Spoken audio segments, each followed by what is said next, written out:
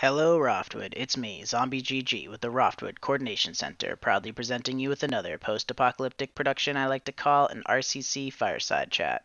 This episode is part 2 of a discussion I had with my personal all-time arch-nemesis and RCC public enemy number 1, Lord Moloch, strike leader for the infamous Ridleybank Resistance Front's Gore Corps necro-terrorist unit. Thanks for tuning in, and I hope you enjoy the show.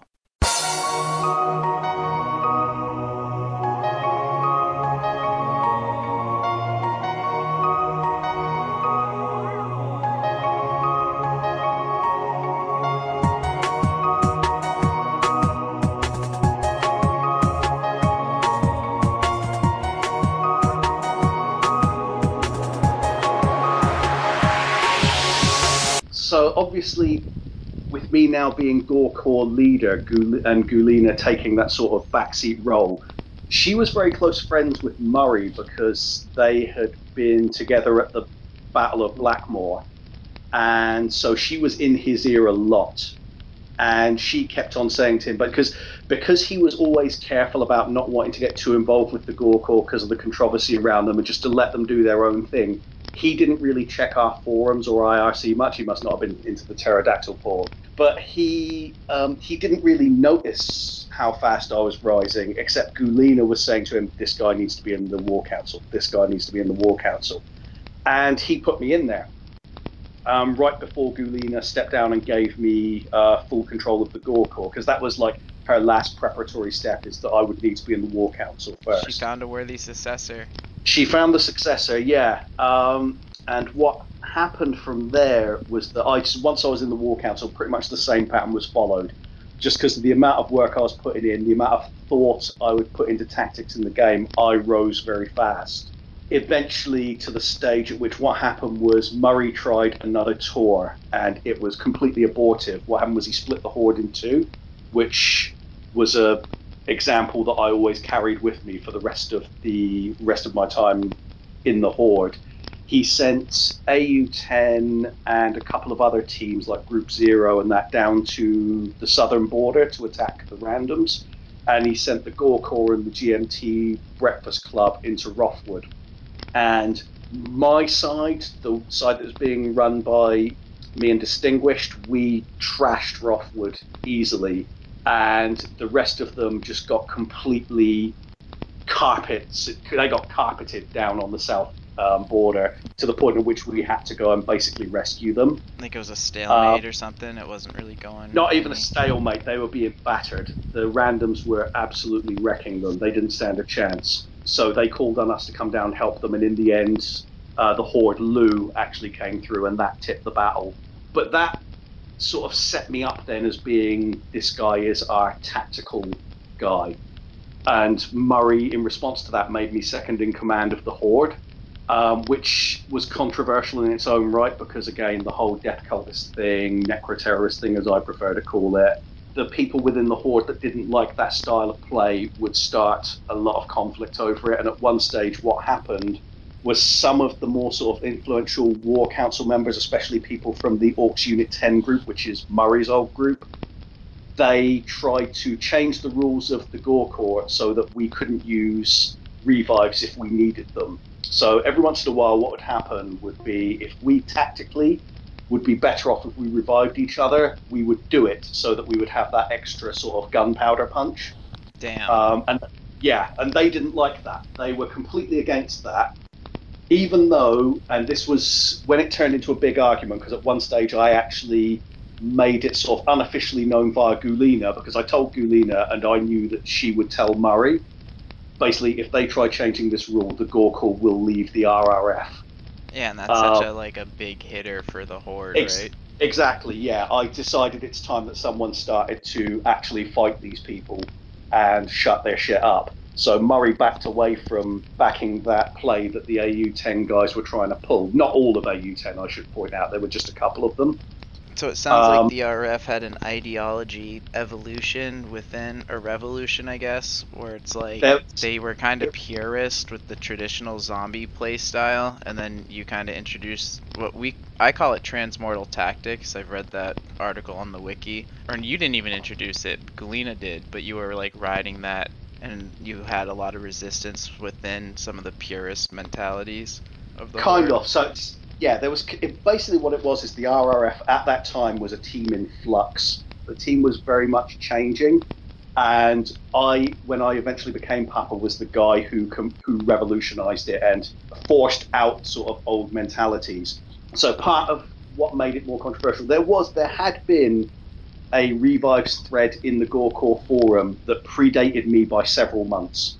And what happened was I saw that and I was like, oh, so we can actually do that. That's okay. And I spoke to Gulina and she's like, yeah, if we want to do it, we'll fucking do it. So what happened then, of course, is that I got my hands on it and I'm a much more methodical, organized person. So it became, instead of like one revive going on here, one revive going on there, it'd be, okay, so if we do a revive chain where one guy gets revived, stands up, revives the next guy, etc., right the way down, we can suddenly have 15 people jump up fully armed and just hit a place and completely empty it. Oh wow, while you all sleep and store your AP up and then at once. Exactly. Damn. Yeah, so we would jump up with a full 50 AP, stocked up with predominantly shotguns, and we would just vaporize a building completely, and then we'd be like ghosts, we'd be gone. Sometimes we'd even window dive so that we wouldn't even be seen. Ah, it's so savage. How big were the crews back then in your memory? In like 2007? The Gore Core back then had a sort of internal cap of 40, so we could never exceed 40 members, but we did hit that quite frequently at that time.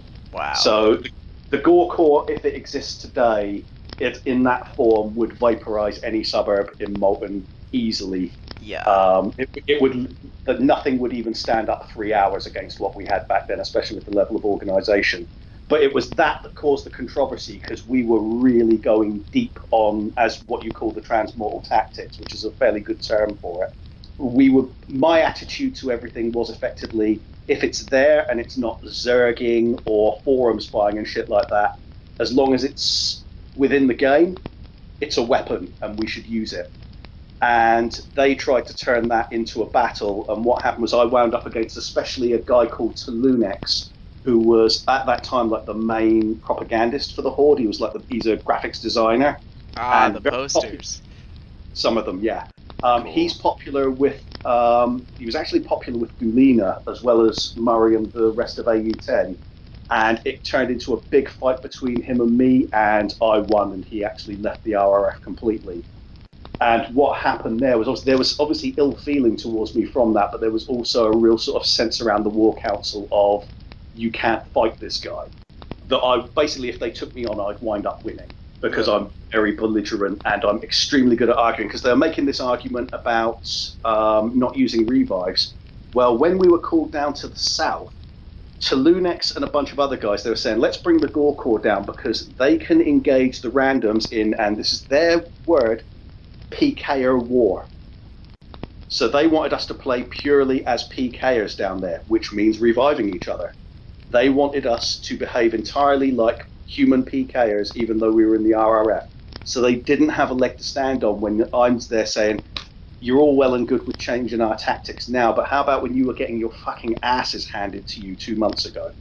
And they just couldn't win the argument. So Talunex left and a bunch of people just sort of backed off. And I sort of had free reign as second in command. And Murray, at that stage, because of all the controversy, he was getting quite burned out. So this is when sort of like the transition from second in command to Papa came about, because Murray was playing the game less and less. I was left in charge. So he started to canvass people to see who would potentially take charge. I was not first choice. I was not even close to first choice. I was about fourth or fifth. Because he believed, and he told me this in an interview I did with him about a year later, that I was very similar to an old second in command named Grim, who just didn't have the people skills to run a horde. He was just good at tactics. So he didn't want to put me in charge because he thought it could potentially break the horde. But he tapped up Distinguished from the GMT Breakfast Club, and he turned it down. He tapped up Don Tickles from AU10, he turned it down. He tapped up Gulina, she turned it down. Everyone who he asked turned it down, and that basically meant I was the only person with a skill set, even though he didn't see my whole skill set. I was the only person who had any kind of skill set to lead the horde. So in early November, he put me in charge. And then it took about 2 months for the coup attempt. So November 2007. November 2007. That was when I took charge, and we immediately started out on a plan to like encircle the homeland and take out everything around it to protect it. Because Ridleybank. Yeah, Greater Ridleybank. Oh man. What happened was what was actually happening. I didn't say this at the time. I did a big speech when I was made Papa, in which I declared, trying to remember my exact wording, that the theme of my leadership would be more brains, with the idea being that if we acted smarter and we played smarter, we would get more kills and the horde would be more successful and have more fun. What I was actually doing in taking all of the teams together on a circle of Ridleybank was I was getting them used to the fact that they are no longer autonomous teams. I run their teams. They're just the deputies in charge of running each of them. Mm-hmm. So basically, I was taking a stranglehold on all of the strike teams, because it used to be that they could go wherever they wanted, and I changed that. I took complete authority over all of them, and the strike team leaders, they could pick their targets, they could choose their teams, they could run their strikes. That's absolutely fine. Do how you want to do it. But when I tell you to go somewhere, that's where you're going, if you want to be in the RF. So you like changed the flow to be more of like a campaign runner, like you set the theaters, like what theaters, and then you send the strike teams, and the strike teams are totally autonomous as far as like succeeding in the campaigns, but you are the guy who like designs the campaigns. Yeah, more or less. I mean, a lot of the time I would actually choose specific targets for the strike teams as well. I would do like colored maps with strike zones that were assigned to each team. Really what was happening was I was turning it into pretty much a complete dictatorship. So it sounds like to me from the outside that you're this like young hotshot guy who's like really kind of putting in a lot of work and giving a lot of results and making a name for yourself and gathering like a following and recognition and respect from within, and then you work your way up. You have kind of a duel of words or ideology clashing with the propagandist of the RRF about whether or not transmortal tactics is a direction for the horde to adapt, and it sounds like more people were kind of down with your set of tactics. I think transmortal tactics is a brilliant strategy. I think any group that can pull it off either way, it's difficult to implement and it's kind of outside the box thinking. And so I can see where some of the conservative or traditional or purist types kind of had that hard stance against you. It sounds like you're just tightening up the horde, like the groups were kind of just freelancing around, but now you're giving them like direction, you're kind of clamping down a little bit. I'll jump back a bit. So I might have misrepresented it slightly. I didn't have as much support as it sounds like you think I did. Okay. I had a strong sort of cult following in the RRF. In the Gore Corps. The Gore Corps had absolute loyalty to me and to Gulina. Gulina supported me and then had taken a back seat. So as far as pretty much everyone in the Gore Corps was concerned, they were having fun. We were doing whatever we liked, and we did a huge amount of killing. We were completely different. When the Gore Corps was under Gulina, they were very famous and they were fun, but they weren't very effective. And they were still fun, they were still extremely infamous, but we were becoming an extremely sophisticated, tactically brilliant unit. We were probably tactically the best unit in the game that the game had actually seen. That revive tactic of just having like everyone sit for a bit and collect, and then one person stand up, revive, one person stand. That's pretty cool. Yeah. So we were doing stuff like that and other stuff with. I don't want to go into all of our tactical set because we use quite a bit of it still now. But there was a lot of left field stuff being used and being tried, but it was extremely controversial with every other team.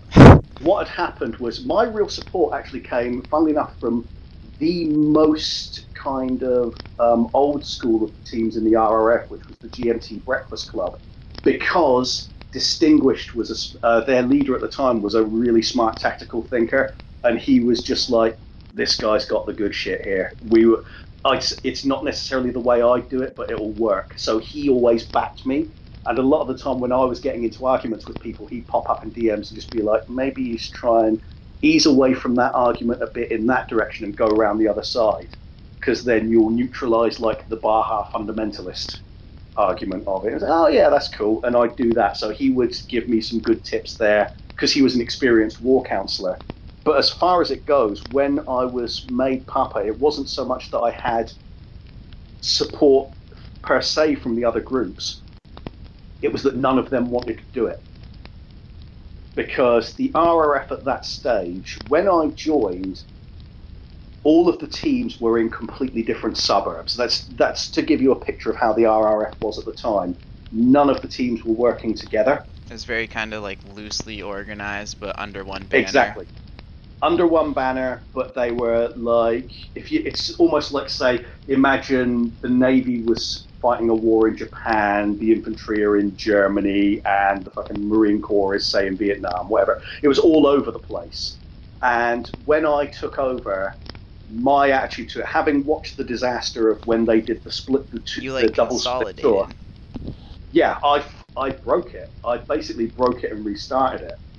Because the old system of the strike teams and the touring groups was fundamentally broken by this stage. It didn't suit more casual players, and it was based upon an idea that was constructed back when the RRF numbered over 1,000 people. It's like wait, are you serious? The RRF was gargantuan. We'll come to that when we do the history of the RRF stuff, but the RRF, you cannot conceive of how big it was. But back then, obviously, a strike team could be huge and could do a huge amount of damage by themselves. By that stage, a big strike team was like 10, 11 people. So it's like, great, you can ruin 2 buildings. And it's 10, 11 people in a game in which the population was still something like 50,000. So every suburb had a lot of people inside of it. So they weren't really able to do all that much. And my attitude was, get all of the teams together, get the Gore Corps in there with the strike teams and with the touring groups, and you will have basically a death ball that will just tour around and keep smashing things. And even though we won't have as much spread, if we need to go somewhere to defend the homeland, we can literally just send 2 teams quickly across there, especially the Gore Corps, because it was by far the largest strike team by that stage, and they could smash whatever situation was going on in and around Ridleybank.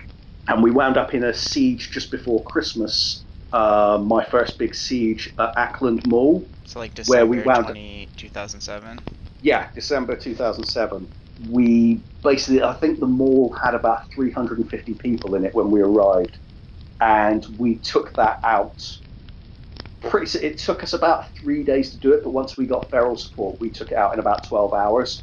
We just created a beachhead that they just could not break down, and we killed everyone. And that was when what happened was, because we'd had that kind of huge success, suddenly I had more support, because that was a siege. You orchestrated and concerted, and had like a successful end game with like but a also checkmate. It was also kind of a recovery situation, because the last time the RRF had been in a siege of that size had been Sattlerville, and we'd lost. So having me figureheading for a siege of that size, and we win it, not only win it, but win it comfortably, meant that a lot of people were just like, he knows what he's doing, we're just going to have to fucking deal with this. And the strike teams just sort of fell into line, because it kind of helped that Distinguished, as I say, was a big tactical thinker. Don Tickles was running Orcs Unit 10 at the time, and he's actually he's ex-military, so he respected the tactics. So their attitude was, we don't like this guy particularly. Was it the X00 tactics? Is that what they call it on the wiki? The like strike time, you all just get on and smash at once? X00 as an idea is basically that you will hit on the hour. I'm just wondering, like, what tactics did this military guy respect that you were using, besides the consolidating all the teams on one target? It was consolidating the teams. It was various other ruthless tactics that I was having the Gore Corps employ around the mall. Transmortal tactics. Yeah, the deeper stuff that I was working on that we'd actually first experimented on in Roftwood during the Heroes and Martyrs tour. My homeland's just like a historical battlefield of gross testing for zombie hordes. Your homeland is my dining hall. Oh, nice. So they could see all of that, but it's not just X00. X00 is kind of a principle in which misaligned zombies, or zombies that don't have full organization, could know if they hit at the hour, on the hour, they could be guaranteed to have some kind of support. That's cool. And what we had instead was specific times that weren't necessarily on the hour. We were picking specific times to hit together, and I would find out like the time zones of certain members of the Gore Corps, because we're from all over the world. That's how you do it, huh? You'd really have to get to know the individual people that you're working with and figure out what times work best. So it's not just like you pick a time and everyone shows up and does it. You kind of had to like, that's where the concerting and the orchestrating comes in. Yeah, so to give away, I'll give away one tactic because it's fairly obvious, and we don't really use it so much nowadays because the Gore Corps is not as big or as diverse. But we do it sometimes. So there you go. Here's your little tactical tip. There were occasions during that siege in which we would have the GMT Breakfast Club was mostly made up of UK office workers, hence GMT Breakfast, and Australians because it's late in the day in Australia. And what would happen is I would find out there were a couple of Gore Corps members who were Australian, and I'd be like, you tag along with the GMT Breakfast Club on their strike so that if someone becomes active, you can just shoot them. Doing stuff like that sort of won me a bit more support because it also made the Gore Corps more familiar to people, because there'd be like guys like Fenris Ungor who would be showing up in the GMT Breakfast Club strike and saying, okay, it's safe to hit the barricades now, or whatever, something like that. But then as we were doing the Touring Death Ball, a little controversy came up, and one day early in 2008, I think it might have actually been the day after New Year's Day, someone tried a coup. What, like in meta? Were you still on the Barha forums? On the Barha forum. So what happened was there was a team leader called Braggledor. He ran Group 0, which was like the sort of baggy, loose, you can show up whenever part of the team. What happened was I actually worked with him very closely to reform that so we could get more members there. And it worked because I had the right ideas and he was an effective, energized leader. The problem is, though, he was also an alcoholic bully. So what happened was he got his head together with another member of Orcs Unit 10, because he came from Orcs Unit 10. Most of the old War Council came from Orcs Unit 10, which was Murray's team. He got together with a member called Pyro Monkey. He bought into all of Braggledorf's Moloch's trying to ruin the Horde, Moloch's trying to turn it into one big death cult bullshit. And they started a coup over, it was like there was an inter-horde competition, and what had happened was obviously the Gore Corps, being the team which had most become used to my tactical setup, was winning it by a mile. The thing is that I didn't even set up the rules for this competition, it was Murray. So Murray had basically fucked over all of the other teams by making rules that really suited the Gore Corps, and they got pissed off about it, not realizing that actually it had nothing to do with me, it just so happens that my team's really good. And they tried to get me to leave as Papa. And that didn't go so well for them. It turned into like a 10-hour argument in the War Council, which is now lost because Barha.com is gone. Basically, I forced Braggledorf out. I forced out a bunch of other Orcs Unit 10 members. And that was the point at which the will of resistance was broken, because I proved that basically it could be a public fight, it could be a private fight, I would win. And I wanted it enough that I would force out anyone that stood in the way of me making a success of the RRF.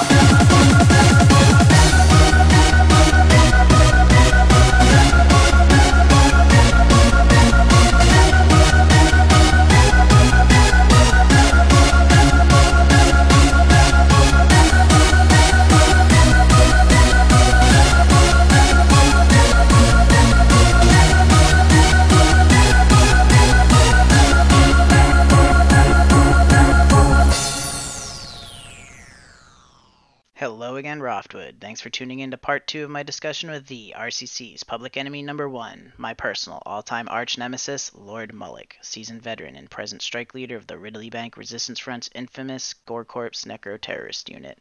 This RCC Fireside Chat is a post-apocalyptic production proudly presented to you by the Roftwood Coordination Center. I'm Zombie GG, and as always, Roftwood, the pleasure's been mine.